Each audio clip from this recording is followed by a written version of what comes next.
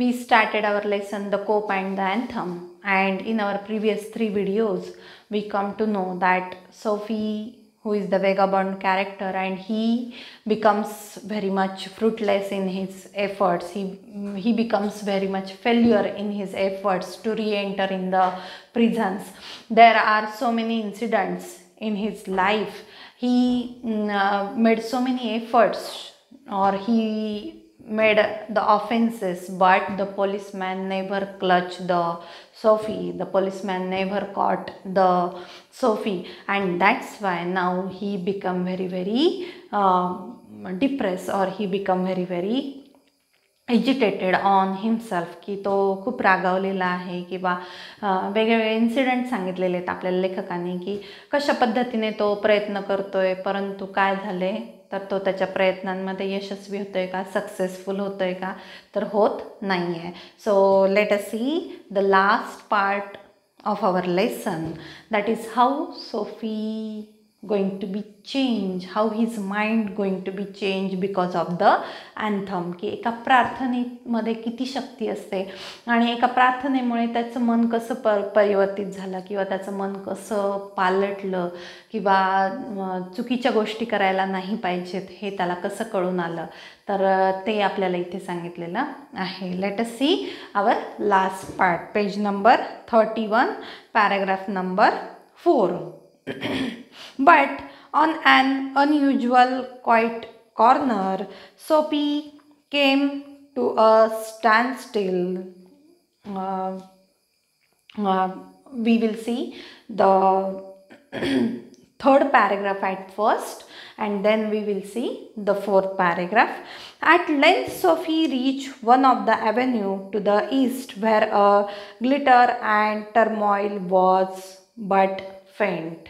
Then when Sophie became failure in his efforts to re-enter in the prison, then after at length Sophie reached one of the avenue, की पुन्हा एकदा तो रस्त्यावर आलेला आहे, एका रस्त्यावर आलेला आहे की असा रस्ता, ॲव्हेन्यू टू द ईस्ट, की पूर्वेकडे जाणारा असा एक रस्ता की जो सतत गजबजलेला असतो, परंतु आता तो कसा झालेला आहे, शांत झालेला आहे. वेअर द ग्लिटर अँड टर्मॉईल, टर्मॉईल म्हणजे काय, a state of great disturbance, की खूप गजबजलेला असा तो रस्ता नेहमी असतो, की नेहमी त्या रस्त्यावर खूप वर्दळ असते, खूप गाड्या वगैरे असतात, नॉईज असतो. पण आता बट वॉज बट फेंट, परंतु आता ते सगळं कसं झालेलं आहे, शांत झालेलं आहे, की आता तिथली जी गर्दी आहे ती कमी झालेली आहे. He drag himself towards Madison Square, की तो स्वतःला कुठे घेऊन चाललेला आहे, की मेडिसन स्क्वेअर नावाचा जो स्क्वेअर आहे, चौक आहे, तर तिथे ॲक्च्युअल त्याला जायचं आहे. परंतु काय तर for the homing instinct survives even when the home is in a park bench, की जणू काही त्याच्या घराकडे जाणारा तो जो रस्ता आहे, तो जो स्क्वेअर आहे, तर तिकडे त्याला जायचं आहे. ॲक्च्युअल तो कसा आहे, शेल्टरलेस आहे, होमलेस आहे, त्याला स्वतःचं घर आहे का नाही, परंतु तरी पण त्याला वाटतं की त्या मेडिसन स्क्वेअरकडे जावं, त्याचे पाय तिकडे ओढवत आहेत की झेप घेत आहेत. परंतु काय तर his actual home is, which is his actual home, that his actual home is on the park bench, की बगीच्यामधला जो बेंच आहे तर तेच त्याचं खरं घर आहे, की तो शेल्टरलेस आहे, होमलेस आहे. आणि त्यामुळे काय तर even Wien the home is a park bench, की पार्कमधला जो बेंच आहे तर तिथेच तो त्याचं घर असल्यासारखं आहे, तिथेच तो त्याचा दिवस काढतो, रात्र काढतोय.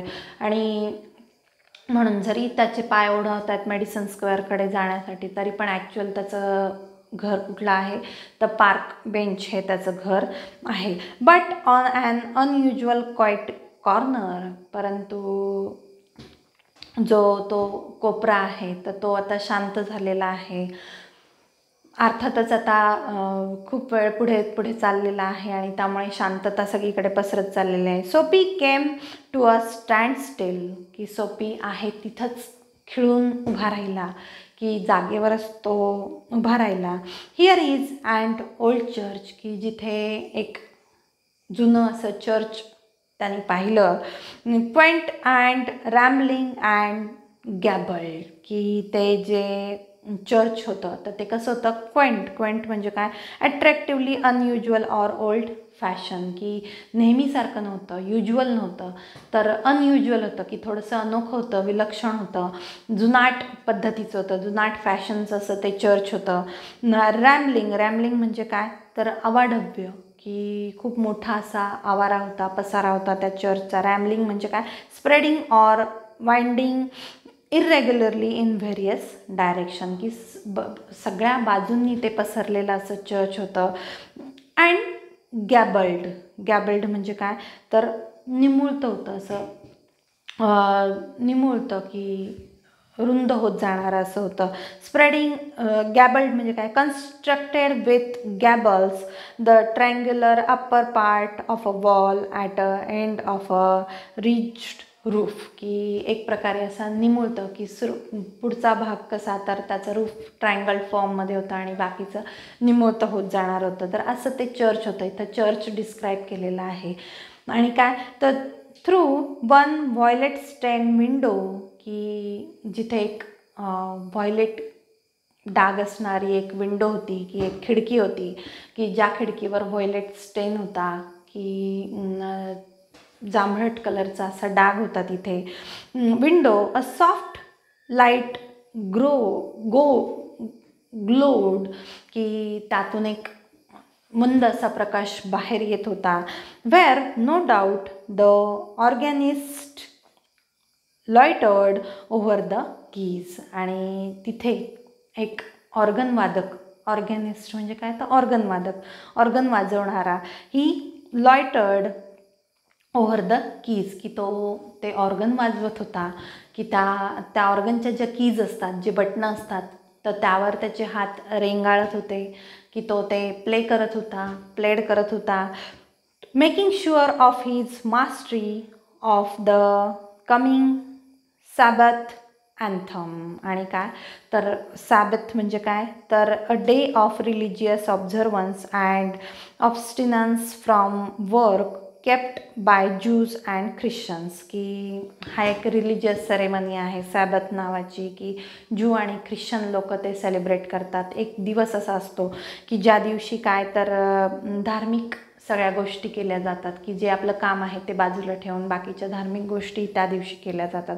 आणि त्या दिवशी जे अँथम म्हणजे त्या दिवशी जी प्रार्थना म्हणायची होती, तर त्याच्यावर मास्टरी मिळवण्याचं काम हा ऑर्गॅनिस्ट करत होता, की त्या अँथमची तो प्रॅक्टिस करत होता, ती वाजवत होता, गात होता तो.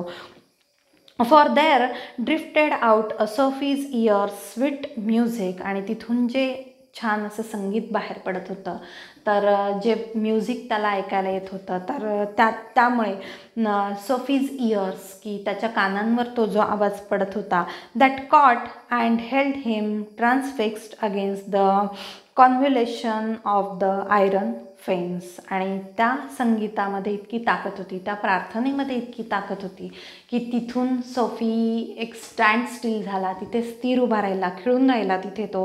हेल्ड हिम ट्रान्सफिक्स्ड अगेन्स्ट, की तिथेच तो स्थिरपणे उभा राहिला, ते म्युझिक ऐकू लागला, ती अँथम आहे, ती जी प्रार्थना आहे, ती ऐकण्यासाठी तिथेच स्तब्धपणे उभा राहिला. आणि त्याला त्याचं जे मन आहे तर ते तिथून जाण्यासाठी काय, तर तयार होत नव्हतं. तिथेच त्याच्या मनाने त्याला स्टँड स्टील केलेलं होतं, की खिळून धरलेलं होतं. अगेन्स्ट द कॉन्व्ह्युलेशन म्हणजे काय, तर खिळून राहणे, की तिथेच स्तब्धपणे उभं राहणे.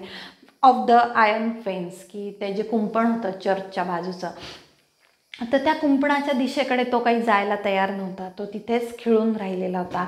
एवढी ताकद त्या प्रार्थनेमध्ये होती, एवढी ताकद त्या म्युझिकमध्ये होती. द मून वॉज ॲबो, की त्याच्या आता रात्रीची वेळ होती, की आता रात्र होत चाललेली होती. द मून वॉज ॲबो, की त्याच्या डोक्यावर चंद्र होता.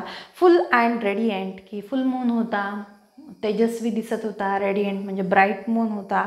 व्हेकल्स अँड पेडिस्ट्रन्स वेअर फ्यू, की वाहनं आणि पादचारी म्हणजे त्या रस्त्यावरून जाणारे लोक अत्यंत कमी होते, कारण की आता संध्याकाळची वेळ होती, थंडी वाढत चाललेली होती, सिव्हिअर विंटर होता आता, आणि त्यामुळे the pedestrians and the vehicles are very much few.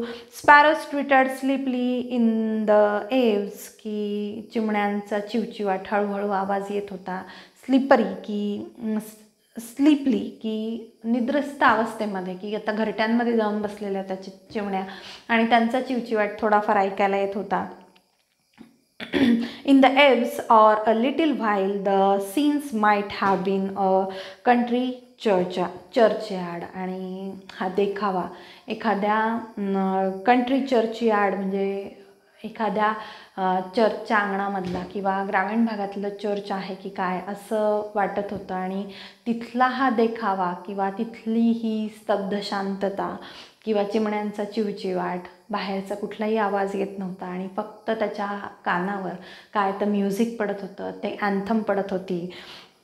And the anthem that the organist played cemented Soapy to the iron fence, for he had known it well in the days when his life contained such things as mothers and roses and ambitions and friends and immaculate thoughts and colors. आणि जी प्रार्थना त्याच्या कानावर पडत होती, तर त्या प्रार्थनेमुळे तो तिथे जागच्या जागी उभा राहिलेला होता. तो काही तिथून हलायला तयार नव्हता किंवा तो कुंपणा म्हणजे त्या चर्च यार्डमधून बाहेरही जायला तयार नव्हता. आणि काय तर सो मेनी मेमरीज ही रिमाइंड्स और so many memories of his youth he remembered at that time and so many thoughts comes in his mind, की असंख्य अशा स्मृती की अनेक गोष्टींना उजाळा मिळालेला होता, की अनेक आठवणींना उजाळा मिळालेला होता. कुठल्या काळामधल्या? In his past, this is the past memories of the Soapy, that is Soapy he had known in the days when his life contained such things, की त्याच्या जीवनामध्ये ज्या चांगल्या गोष्टी होत्या की ॲज मदर्स अँड रोझेस, की त्याच्या यूथमधले दिवस, की ज्यावेळेस त्याची आई होती त्याच्याबरोबर, की फुललेले असे त्याचे दिवस होते ते दिवस. अँड ॲम्बिशन्स, की त्याच्याही काही महत्त्वाकांक्षा होत्या त्याच्या तरुणपणामधल्या, तर त्या महत्त्वाकांक्षा त्याला आठवल्या की आपलं जीवन कसं होतं त्यावेळेस. पास्ट मेमरीज त्याला ह्या सगळ्या रिकॉल होत आहेत. अँड फ्रेंड्स, की त्याचेही मित्र होते, चांगले मित्र होते. अँड इमॅक्युलेट म्हणजे काय? Perfectly clean and tidy. Immaculate thoughts and collars, की तोही त्याच्या पास्टमध्ये चांगला होता, सदाचारी होता, की तोही छान क्लीन अँड क्लिअर असा तो त्याची पर्सनॅलिटी होती. त्याला फ्रेंड्स होते. त्यानंतर त्याचे थॉट्स, त्याचे विचारसुद्धा क्लिअर होते, क्लीन होते, की असे त्याचे विचार असे रॉंग डीड्स नव्हते त्याचे किंवा रॉंग थॉट्स नव्हते, बॅड थॉट्स नव्हते त्याचे. आणि ते दिवस त्याला आठवले किंवा त्या दिवसांमध्ये सुद्धा ही अँथम म्हणली जायची आणि तो ती अटेंड करायचा. हे सगळं त्याला त्या दिवसांमधलं आठवलं. The conjunction of Sophie's receptive state of mind and the influence about the old church brought a sudden and wonderful change in his soul. आणि या सगळ्या कंजंक्शन म्हणजे काय तर मिलाफ झाला. तर या सगळ्या गोष्टींचा the conjunction of Sophie's receptive state of mind, की त्याची जी मनाची अवस्था, की रिसेप्टिव्ह स्टेट ऑफ माइंड, की त्याच्या पास्टमध्ये घडलेल्या घटना किंवा त्याचं पास्टमधलं असणारं बिहेवियर किंवा त्याचं पास्टमधलं असणारं कॅरेक्टर, की तो कसा चारित्र्य संपन्न होता किंवा कसा तो चांगला होता, तर ते सगळं त्याच्या मनामध्ये येऊ लागलं. Receptive state of mind and influences, की त्याच्यावर असणारा प्रभाव, पास्टमध्ये त्याच्यावर कुठल्या चांगल्या गोष्टींचा प्रभाव होता.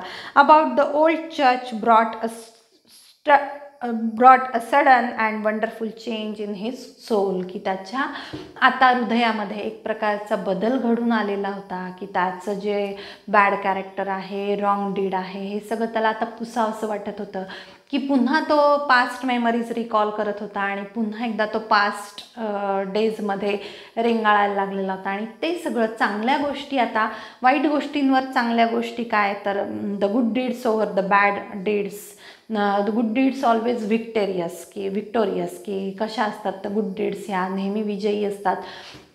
आणि त्या सगळ्या गोष्टी पुन्हा एकदा त्याला आठवल्या आणि त्याच्या मनावर आता चांगल्या गोष्टींचा ताबा येऊ लागलेला होता.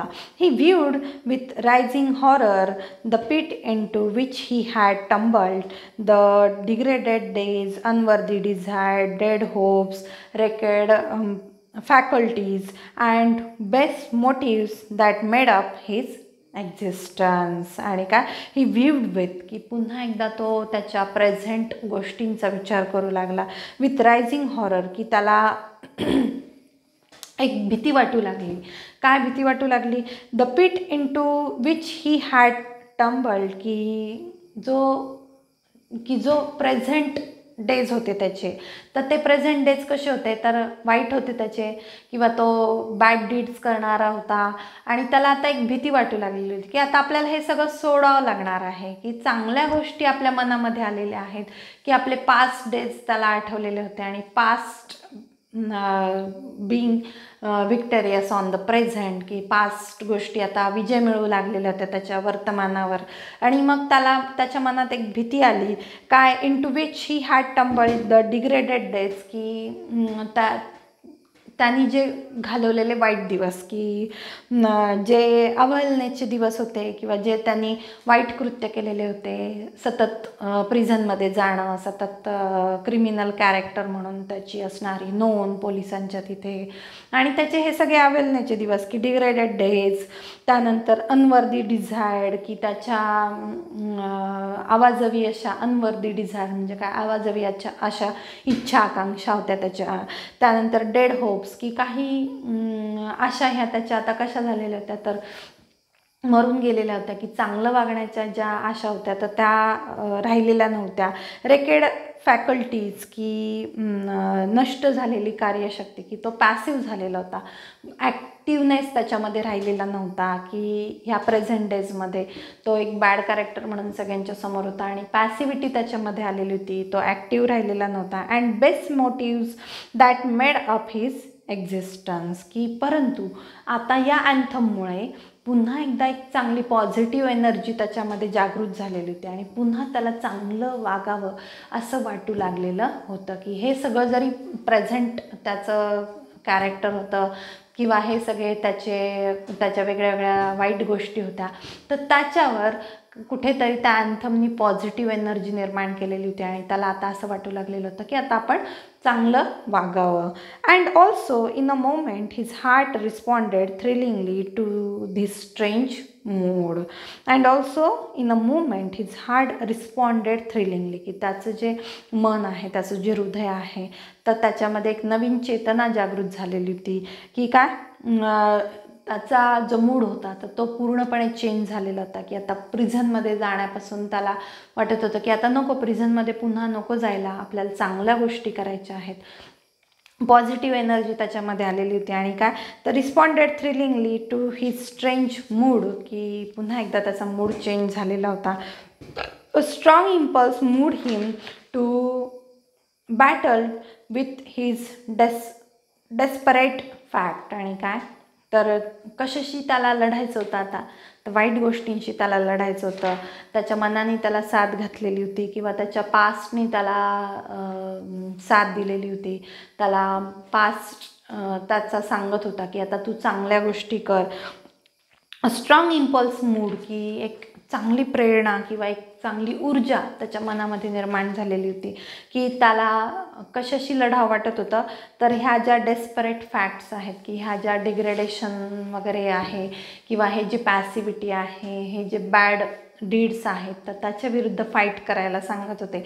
ही would pull himself out of the mire and would make a man of himself again, की ही जी हताश परिस्थिती होती. मायर म्हणजे काय, a complicated or unpleasant situation from which it is difficult to free one self, की आत्ताची जी त्याची वाईट अवस्था होती, की खराब दिवस जे त्याचे होते किंवा खराब डीड जे होते, बॅड डीड्स जे होते, तर त्यातून त्याला आता पुन्हा एकदा चांगल्या गोष्टींकडे त्याचं मन प्रवृत्त करत होतं, की चांगल्या गोष्टी करण्यासाठी त्याचं मन त्याला साथ घालत होतं. He would conquer the evil that had enslaved him, की he would conquer the evil, की त्याला विजय मिळवायचा होता, वाईटावर त्याला विजय मिळवायचा होता, की ज्या वाईटाने त्याला गुलाम बनवलेलं होतं, की पुन्हा पुन्हा त्याच वाईट गोष्टी करण्यासाठी प्रवृत्त केलेलं होतं, त्याला गुलाम बनवलेलं होतं. He want to conquer on that evil, की त्याला वाटत होतं की आता त्याच्यावर आपण विजय मिळवावा. There was time he was younger at, की आता आणखीनही वेळ होता त्याच्या हातामध्ये, त्याला त्याची जाणीव झालेली होती. He becomes aware about himself, about the good deeds, about the good thoughts, and he wants to do good things in his life. He wants to become conquering on the evil, की विजय मिळवायचा होता. And so he was young yet he would resurrect his old eager ambition and pursue them without flattering, की तो अजूनही तरुण होता. He would रेसुरेक्ट म्हणजे काय, रिस्टोर टू लाईफ, की त्याला वाटत होतं की अजूनही आपण चांगलं आयुष्य जगू शकतो. हिज ओल्ड इगर ॲम्बिशन, की त्याच्या ज्या पास्टमधल्या महत्त्वाकांक्षा होत्या, ॲम्बिशन्स होत्या, तर त्या आता पूर्ण करू शकतो आपण, चांगलं जीवन आपण जगू शकतो, हे त्याच्या मनामध्ये आलेलं होतं. अँड परस्यू देम विदाउट फ्लॅटरिंग, आणि काय फ्लॅटरिंग म्हणजे काय, लुझिंग स्ट्रेंथ, की न डगमगता, आपली इच्छाशक्ती न मावळू देता, किंवा कुठल्याही प्रकारचं जरी संकट आलं, जरी चॅलेंजेस आले, तरी त्याला तोंड देण्यासाठीची शक्ती त्याच्यामध्ये आहे असं त्याला वाटू लागलेलं होतं, की न डगमगता तो हे सगळं फेस करणार होता. Those solemn but sweet organ notes had set up a revolution in him, आणि जणू काही त्याच्यामध्ये क्रांती घडून आणलेली होती त्या अँथमनी किंवा त्या स्वीट नोट्सनी, त्या ऑर्गनच्या छान अशा म्युझिकनी किंवा त्या अँथमनी, त्या प्रार्थनेनी त्याच्यामध्ये छान शक्ती, ऊर्जा जागृत केलेली होती, की त्याला चांगलं वागण्याची प्रेरणा दिलेली होती, की इन्स्पायर केलेलं होतं, त्याला मोटिवेट केलेलं होतं.